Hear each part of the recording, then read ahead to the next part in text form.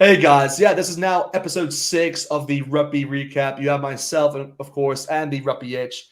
And yeah, no, we'll be discussing you guys, I guess, just our review really of round 3 of the Rugby Championship, as well as just the competition on a whole, just what we thought of it, and kind of who came out as the winner, as well as kind of the losers at the end of the day. But first of all, how are you doing?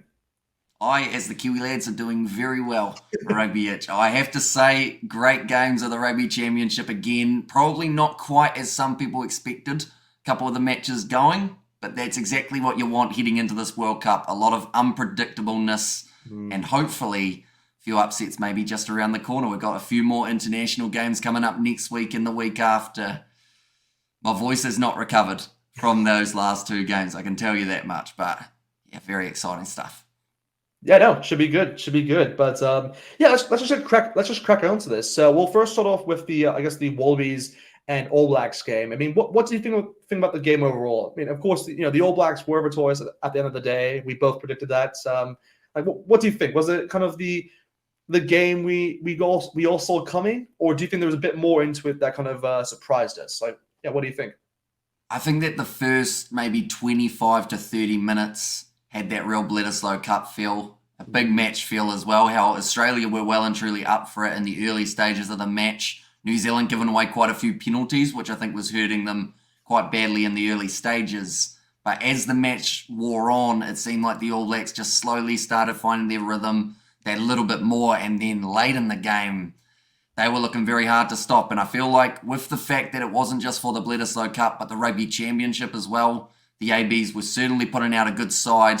A lot of the players stepping up, which we will talk about a little bit later on, of course. But yeah, I think overall the Wallabies, we've seen improvement from them in both of their last two fixtures. Their first game up against South Africa, they did start well, but then from there they just weren't quite able to find that chemistry. Next game up against Argentina, they got themselves a few more points. But the problem for Australia was that in all of their games of the Rugby Championship, they conceded at least 34 points to their opposition. So defensively, that hurts you big time. Definitely because that means you got to score 35, which theoretically is around that 5 try mark, if not maybe more. But they went with a lot of risks, and I feel like some of them paid off, but then others maybe not as well as Eddie Jones would have been hoping. Yeah, no, I fully agree with that. I think a lot of the risks that I guess Eddie Jones took going into the game, I mean, again, you have to remember that the Wallabies did go with kind of a young back line really for this game. With the likes of Connor Gordon, in there, Tim McDermott as the 9-10 combo. He went with Jordan Bataya as the 13 option in replace of Lennon Cattell. So he definitely made a few switches going into the game as well. But at the end of it just didn't seem like they were able to kind of persevere, I guess, into the second half as much as they wanted to. Because again, I did say this in my my live stream where I think they did very well to hold off the All Blacks for the first 20 minutes because in my opinion they're probably the best team in doing that in this whole rugby championship. But at the end of the day, there's another 60 minutes to it, and they weren't able to kind of do much within that period of time. So I guess from a Wally perspective, if you look at the game, it's a bit heartbreaking to obviously watch that second half. Really, I think more of the second half really than the first. But yeah, I mean, look, from an All Black perspective, I mean, it's just the what's it called, like the cherry on top, really, towards this I guess this competition, how they've kind of just the way they've won it, in style, really. So it's been very impressive from an All Black perspective. And I just think they can definitely take a lot of good things from this, and obviously kind of take that obviously into the World Cup. So yeah, they'll be in a good position, of course, going into the World Cup as well. But yeah, I guess we'll kind of talk about the players now, just in terms of I guess who impressed us the most. Like, who do you think impressed you the most from an All Black perspective, as well as the Wallabies? First of all, for the All Blacks, I feel like Scott Barrett. He really stepped up in this game, whether it was that massive hit on Tate McDermott that started the momentum in the All Blacks' favour. He was just a workhorse throughout the full 80 minutes of this game because it was actually Brodie Retallick who got it taken off for Sam Whitelock. But yeah, Scott Barrett out that back line. I remember seeing him at about 75 minutes or so. He was still running the support line. He's fit as a fiddle at the moment, and I'm hoping that he will be match fit by the time we get to that Rugby World Cup. Of course, a few more games still to take place beforehand, but if he's able to get through that period without any injury, I don't see Whitelock or Retallick taking that spot away from him. I feel like It's he's got it crazy. well and truly Like, grasped. yeah. And yeah, I don't think he's going to be giving it up. But in the back line, I think position-wise, Will Jordan once again showed why he is so dangerous. Beauden Barrett at times wasn't too bad, and his combination with Will Jordan, I think, is a little bit underrated in this All Blacks backline in terms of the fact that anytime Beauden chips it, it's almost like having a dog owner and the dog. You know, Beauden Barrett's the dog owner. He says, fetch this ball when I kick it downfield, and Will Jordan, with his tongue out, waving his head, wagging the tail, he goes, yep, okay, that's mine, and just charges forward and tries to get that turnover for the team. But yeah, good boy, good job, Will. But he scored 5 times, or he's actually scored more than 5 times, but in every game up against Australia, he has walked away with a try. And you know, that's a record that seems like it's going to continue for a little while, just because anytime he's playing, he just seems to be able to tear it up. But yeah, I give him a lot of credit.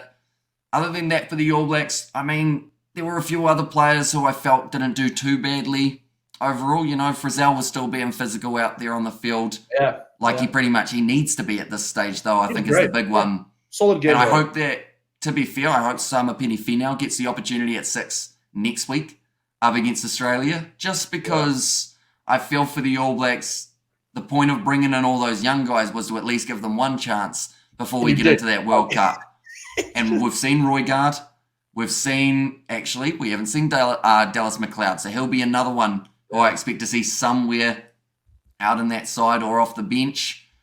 Yeah, a few players stepping up. What about yourself for the All Blacks? Who would you say, other than those ones, I guess, who were relatively decent? Yeah, I mean, like for me, I think like most people would say, yeah, Scott Barrett, Will Jordan. I think those are kind of the 2 names that stood out. Just in I guess like the first 2 names. But another player who, again, I wasn't trying to be like he's even within my live stream. I actually put it down towards like 3 players, and I did say Scott Barrett, Will Jordan was the 2 of them, and the other one was Mark Talea. And at the end of the day, I did actually choose Will Jordan as my man of the match.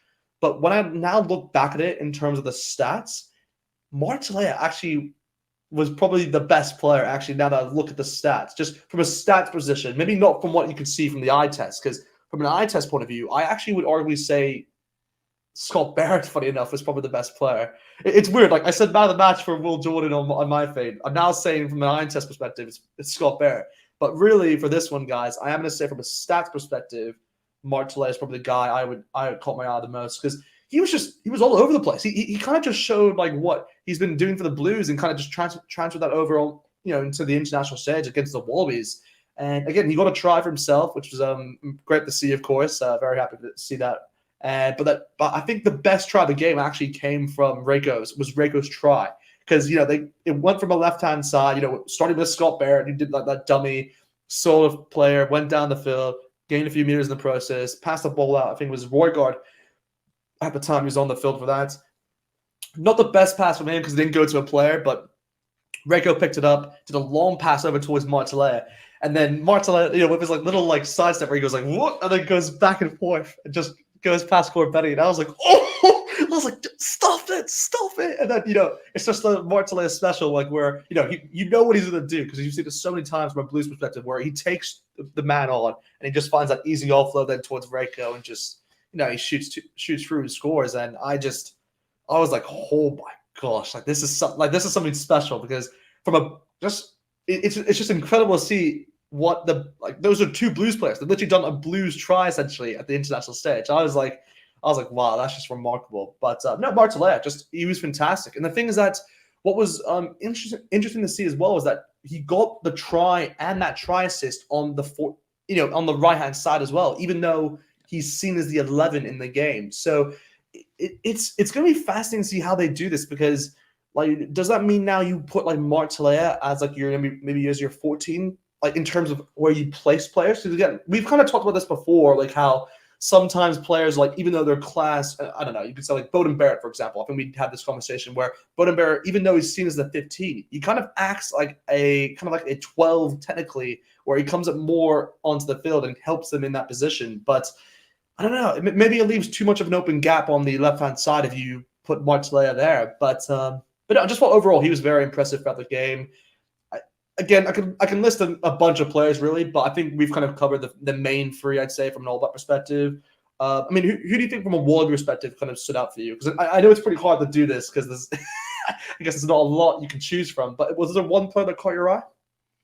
I felt like Mark Nawanga in that back line. He just seems to have that little bit of X factor and that run early on that actually helped lead to Rob Ballatini's try, who was another very honourable mention for a successful Wallaby in this contest. But yeah, Nawanga, he just seems to have that same almost tackle breaking ability that Mark Talia is. Maybe it's just something to do with the first name Mark. They just seem to both be able to break through tackles. I mean, isn't Mark isn't that like a term used for someone? I know that there's a Karen, which is the opposite of a Mark, but isn't like it's a Chad. Isn't that the thing, a Chad? Yeah, maybe. I'm not very hip. I don't know the terms. You know what? Mark is actually my middle name, so you never know. Maybe if I get back into the rugby side of things, I can maybe do a bit of sidestepping. Maybe that's the formula. So I never knew that your full name was Rugby Mark Itch, but now that I know. There's a lot you're going to find out more. On the podcast, stay tuned, ladies and gentlemen. We aren't always sleep deprived. I'm running off like 4 hours sleep. I had a great sleep. It was like 9 hours from now. I was like, it's nice for some, isn't it? But I guess like from a Wallaby perspective, from my point of view, I'd say I thought Jordan Bataille had a pretty decent game. I mean, I thought he did pretty well to I remember one moment where he kind of broke the line and then did an offload then towards Andrew Kellaway where he kind of burst through and kind of found a bit of an opening. I thought those were pretty good moments I remember in the game. I'm trying to think if there's Mark did. I'm trying to think. Is there? I mean, Connor Gordon. I thought for him it was a weird one because I didn't actually think he had a bad game. It's just that he made you could definitely tell there was a lot of pressure on him because there was moments where he dropped the ball a lot, but luckily all the times he dropped the ball it went backwards. So he was very fortunate where he was just able to kind of just pick it up again and just kick it.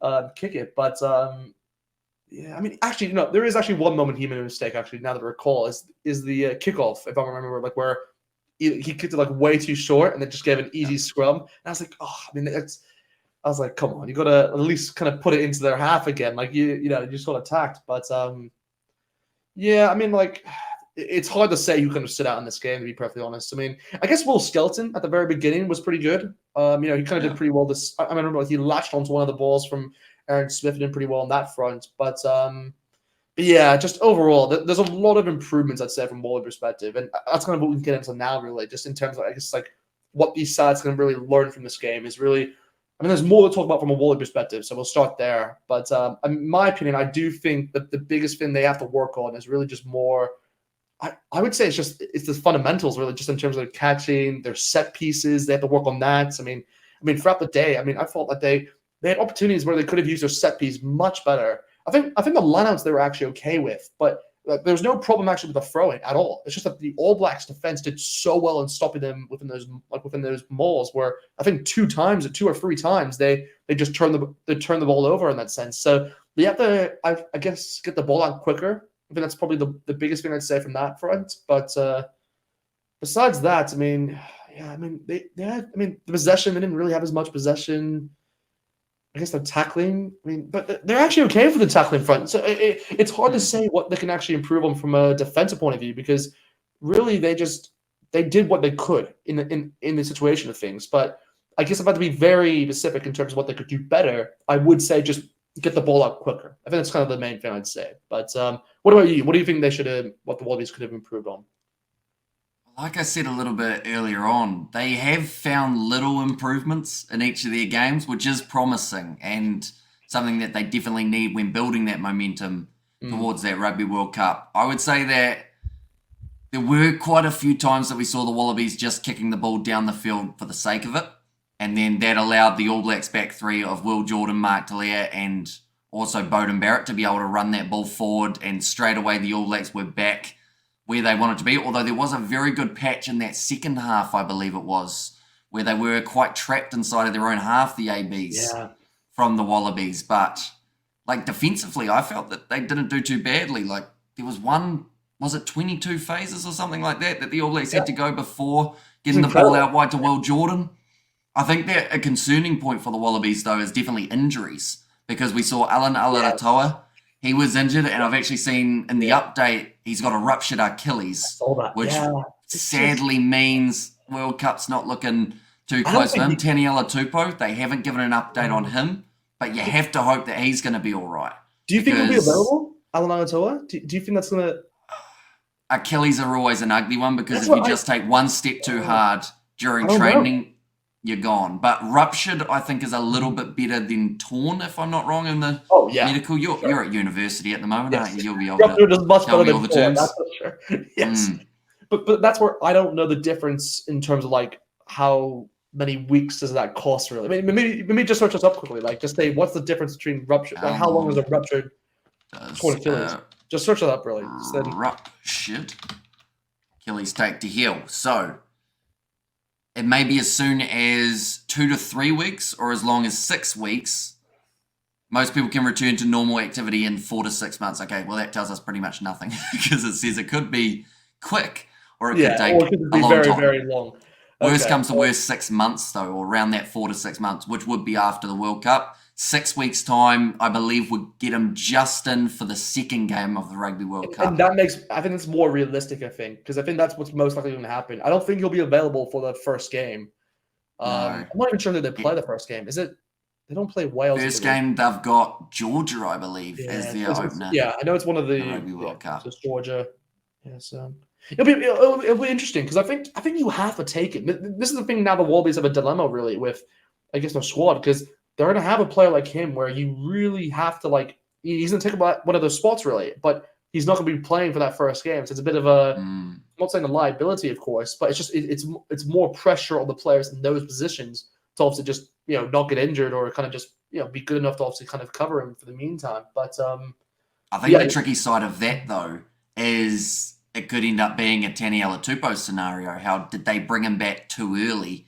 And then that has actually meant that Taniela Tupou has gotten re-injured from returning too quickly.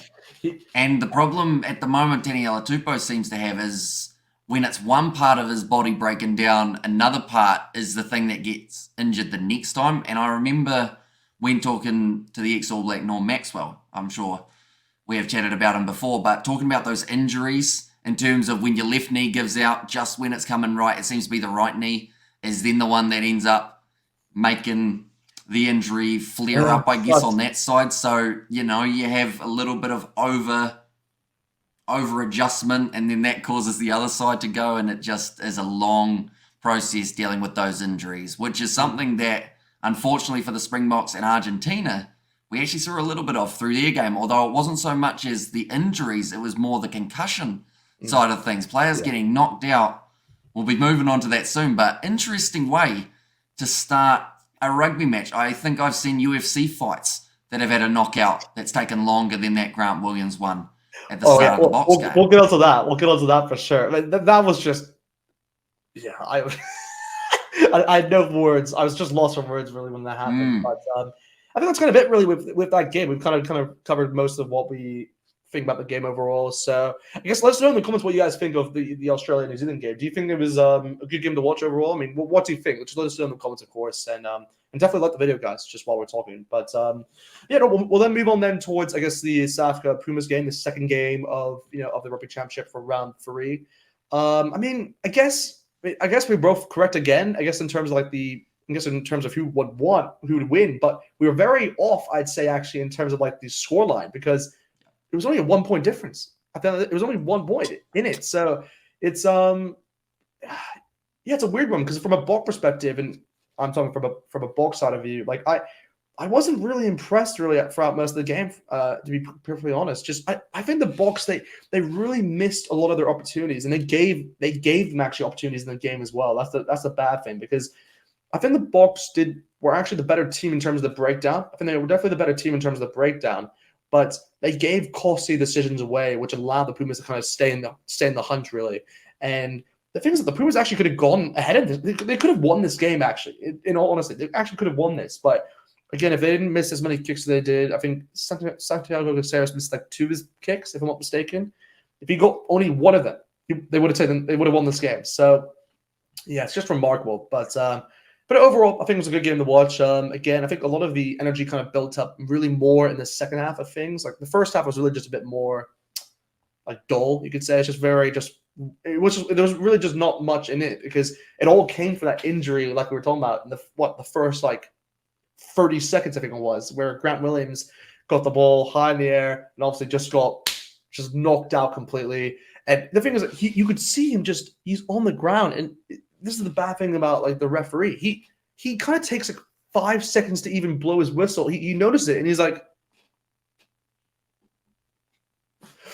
"Oh, okay. What are you not going to call it?" Like I was just like, I was like, "What's happening here?" There's a guy on the floor. Like, call it, man. But yeah, no, it's horrendous to see because again, there's so many injuries that happened this town. Like we've had Alan Toa, we've had Taniel Tupou, Grant Williams. We even had that I can't remember which of the Argentinian one, but there was one Argentinian prop, I believe. Lucas Paulos. Lucas Palos. Yeah, there you go. So he also got injured. So yeah, it's just crazy. But yeah, what do you think about the game? What do you think about the game? I think that the first injury of the game, I guess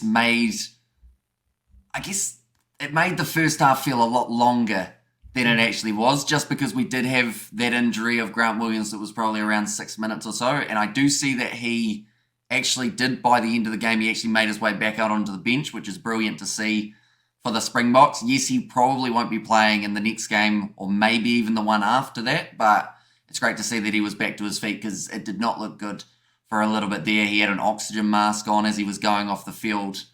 And yeah, it was concerning. I think that was mainly because of the altitude, though. They just wanted to make sure that all precautions were taken. Then we had that nice little patch where there was a bit of back and forth. There were penalties against the Pumas and penalties up against the Springboks. Actually, the Springboks conceding a lot more earlier in the game, but then they started finding their momentum. Kitsoff, he was one of the players, I think, who really stepped up in trying to stop the Argentines from, to be honest, they had a chance to run away with this game at times, but they weren't quite able to take those opportunities when they were close to the try line. Near the end of the first half, it was all-out action, and then that second injury of Lucas Paulos, and then that once again slowed down the contest. And then we had that stalemate for the first 20 or 25 minutes of the second half where no one was able to get themselves a single point. But for Argentina, they dug deep. They had to in the later stages of the game. The Springboks making 160 tackles, yet only allowing Argentina to score twice, and that was right near the end of the fixture. But I think overall it was a close game, which is what people wanted. If you had to compare it to Australia versus Argentina, I would have to say that game out of the two was the more entertaining fixture. There was a lot more smoothness in the way that the two sides were playing. But South Africa, they've shown even when they are having a bad day, they still know how to dig just that deep enough to be able to walk away with a win. And I feel like that is something that could be heavily beneficial heading into this Rugby World Cup that is only about a month and a bit away. Yeah, it's crazy. It's crazy. But yeah, I guess from a player perspective, like who do you think kind of stood out, I guess, for both sides? Like if you had to give one player for each side, who would you say stood out? So I would say for South Africa, my one player would be Steven Kitsoff. I felt like maybe South Africa didn't win as many scrum penalties as they could have in this game, mainly because there were times where Argentina were going backwards. There was actually that one, I believe it was in this game anyway. We did cover 3 over the last little period, so I could have this one confused. But there was one where Argentina, did they miss the hook and that ball was stuck in that scrum? And then the Springboks did the big shove? Or was that Samoa Fiji? That could have been that game. That could have been the All Blacks. I watched so much rugby over the last 12 hours. My brain, I dreamt about rugby in the short amount of time that I got to sleep. But forget that last statement then. That was a good game to watch though, Fiji versus Samoa, I have to say. We saw a dog on the field, which was quite entertaining. I saw that as well. But for this one, Steven Kitsoff in the breakdown, getting those turnovers, also at that scrum time being able to put some real pressure on up against, the thing is, in this game, he was up against Francisco Gomez Cordella, and he's 38 years of age, so he's got a lot of experience there. So for Kitsoff to still be able to really take it to him in this game, it was impressive to watch. But I think, he would be my one Springbok player that I was thoroughly impressed with. There's a couple more I'd like to have as honourable mentions, of course, but I will let you cover at least one of those men. And then for Argentina, I mean, Mateo Carreras, when he had the ball, I felt that he was strong. Maybe just didn't quite have it enough throughout this game. Pablo Matera, we hardly saw him, I have to say. I think that they did very well in being able to shut him out of the contest overall. So I'd probably end up, I mean, Juan Martin Gonzalez was relatively solid at the back at number 8, definitely because he's just good. He's just a great player. he is. I still wanted to see Rodrigo Bruni get himself the opportunity, though. Just because. What, at number 8? Fantastic player. Yeah. I think Juan Martin Gonzalez, I enjoy seeing him at number 6. I feel he really adds that great 6 option for Los Pumas. And then if you were, I actually think that I would prefer to see Pablo Matera as the number 8 and Bruni off the bench if it was up to me for the Pumas. Okay. But I don't know whether they'd ever do that. I thought that play Rodrigo Isgro, and he was nowhere to be seen. He could have been quite handy down the wing with that little bit of extra size. And then Kremer, when he comes back, can play at 7, of course. So, I mean, Gonzalez, Kremer, and Matera. That's like an incredible loose forward pack. Like, that's like, it's up there probably with one. Maybe I'm overestimating this, but I think it's one of the best loose forward packs that are out there in international rugby. I think it's really good. It's a really good loose forward pack. But nice. But did I miss the mute button? I tried to click the mute button, the mute button, but I missed it. We'll keep that in. But I think just in terms of the game overall, I mean, I guess in terms of lessons to be learned, like actually no, let me go for my ones watch player first. Actually, fuck that. If I was my ones watch player, I would probably go with. I mean, from a South African perspective, I thought Libok actually had a good game. I thought Libok impressed me a lot. He was pretty good throughout the whole game. I'm trying to think. In terms of like the loose forwards, not really on this set out. Evan Edsmith, I thought, was very impressive actually. Actually, Evan Edsmith, I think he's probably the one player that stood out for me actually, just because you got that try obviously earlier, in the game. He seemed like the full complete package. He seemed like he was able to kind of just show up why he's still considered one of the best blocks in the world. And just impressed me throughout the whole game in terms of the set pieces as well. So I think he's probably my pick, I'd say, from a South African perspective. But from Argentinians, I actually thought Lucio Cinti was pretty good actually. I thought he kind of caught my eye. He was able to he was kind of like the playmaker, at least I thought, for the Pumas in this game, and he was able to he was really good in just kind of going back and forth each way and kind of finding those gaps. So I thought he was really impressive. Even Santiago Caceres, but I would say Cinti was probably the player that kind of stood out for me. But I guess now just finishing off a little bit just for this game, like what do you think both teams now kind of take on from this game and kind of move? Just the lessons to be learned. What can they kind of take on to the next game they obviously play next week, because they will face each other. So what do you think they can kind of learn from this? I think the Springboks, they'll definitely want to be more clinical when they are on attack. They've shown defensively they have definitely got the potential of stopping a lot of sides from scoring a lot of points. But it just seemed to be the attack wasn't quite gelling the way that it normally would, and that could have been because they had so many changes in that backline trying to find that chemistry. They would have had a game plan for Grant Williams and Mane Libok, and then the fact that Faf de Klerk had to come on with 79 minutes to go would have made it, I guess, quite a reshuffle, and he did go with a lot more kicking than I believe we would have seen from Grant Williams. So that may have also changed the Boks a little bit there. But Argentina, I think they are a little bit similar to Australia, and I think they've gotten stronger throughout their games of the Rugby Championship as they have gone on. They well and truly had a great chance of winning this game. It was just a couple missed kicks and maybe misjudged opportunities that led to them not being able to get over the line as often as they would have liked to. But I think they just had to make sure that they're physical, they're passionate, like we normally see from Los Pumas. And for them, I think it's going to be more about selection in terms of who they go with in that third game. They've got to make the big decisions straight away. And that is whether they want to go for the win in this contest or whether they want to try and find their combinations that could cost them a win. So it's intriguing. I'm excited because both of these sides, they could be completely different to what we saw in this last game when they do go head-to-head in Argentina. Yeah, I think you're actually right with that. I mean, it really will come down towards if the Pumas really want to go with another tryout, really, for a lot of these players, or if they want to kind of just go, you know what, we're going to go for it. We're going to try to win this game. Because, you have to remember, we even said this in our preview, like the Argentinians, in our opinion, didn't really put out the best team they could have done. And again, we're only saying this because there's some players who obviously are suspended, like Kremer. There's players like Paffelli who wasn't even in the squad overall. Yeah. So there's a lot of changes they actually made. So you never know. I mean, I think Kremer could be available actually for this game now against the Boks, if I'm not mistaken, because he served his suspension, if I'm not mistaken, now, because I think it was 3 weeks, if I'm not mistaken. So we could see now Kremer back in the lineup. So I wouldn't be surprised they actually go with a fully strength team here, the Pumas, because they obviously want to, kind of entertain, I guess, the Argentinian crowd, and it's at home, so they will want to give it their all, I think. So I'm leaning more in the direction I think of, I think they just need to go for it. I think that's kind of what I would say in this for that one. But I guess from a Bok perspective, like you said, just be more clinical. I think that's really just the easy answer, just because they need to just make sure they don't, just take their opportunities, really, because the defense was just remarkable. I thought they really did well in the defense point of view. But yeah, just taking the chances. So I think we're in agreement on that one. But yeah, I think that's kind of it, really. There's not really much to discuss besides that. I mean, again, there were some good games, with the Pacific Nations Cup,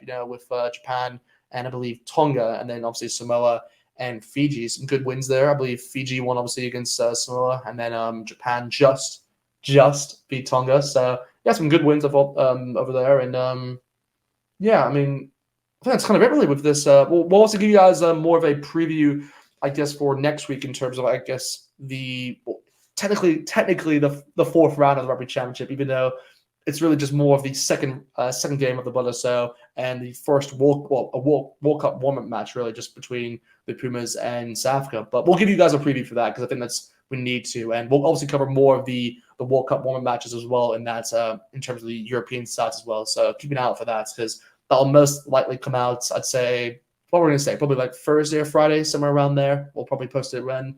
But yeah, that's kind of it with this pod, guys. Hope you guys enjoyed it, of course. And we'll see you guys next time.